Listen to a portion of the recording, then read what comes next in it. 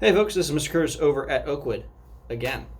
So we're looking at line 55 back and forth, and so you've probably noticed that that's not an open string note. It's not an open string note.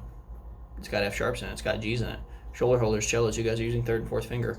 Basses, you guys have fourth finger F sharp in here. So you're actually combining left and right hand just like we did for the note tree, and hopefully you've been practicing the note tree with your fingers so that way you're ready to go. So after you've counted and clapped this, after you've counted inside the note names, after you've counted and fingered it, when you're pizzicatoing it, right, you have your G, make sure you press down hard, unless you're a bass, don't press at all, and your F sharp, make sure you press down hard. After you've gone through and pizzicato it and you're actually starting to apply the bow, shadow bow it first, G, G, G, freeze. Notice there's not an off reset. They don't have that apostrophe above it, so you're going to freeze the bow. So again, at the beginning, it's down, freeze, up, down, freeze, down, down, down, freeze. You'll notice in measure 3 and measure 4, they don't have, like, they have a down bow at the start of measure 3, but then there's no other bowing markings. That's because when they do that, unless otherwise specified, it's as it comes, meaning you're alternating down and up bows for every note that comes through.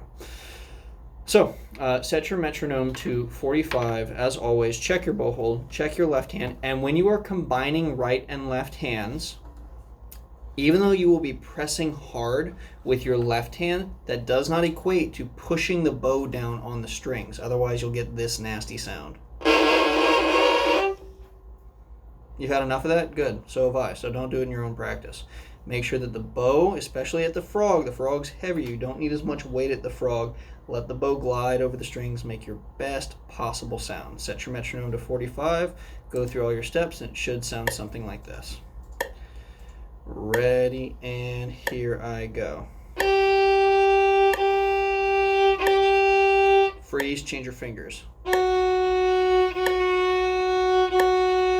Freeze, change your fingers.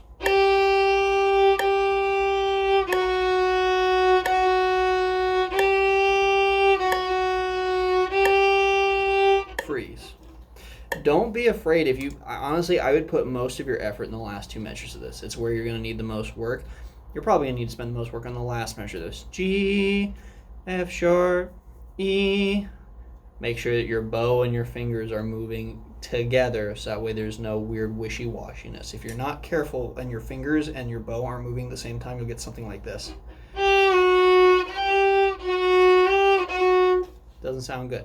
So your bow needs to change direction at the same time that you're moving your fingers. Good luck.